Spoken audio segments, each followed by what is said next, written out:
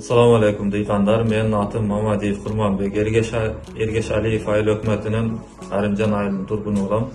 Men köp yıldan beri dıyğançılık kılam. Şu maka jügör egemin. 4 hektar jılık egemin.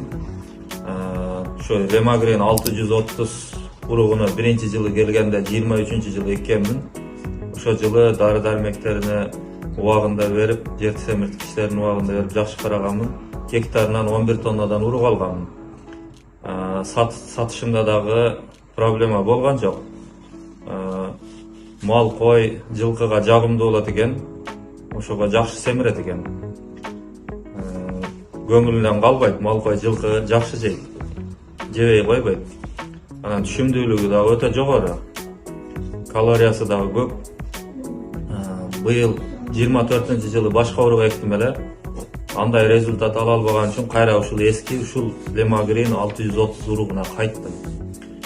Ошого ушу урукту эгишти силерге дагы сунуш кыламын.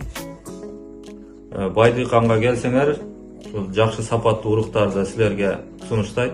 Ушулардан толук консультация ала аласыңар. Рахмат.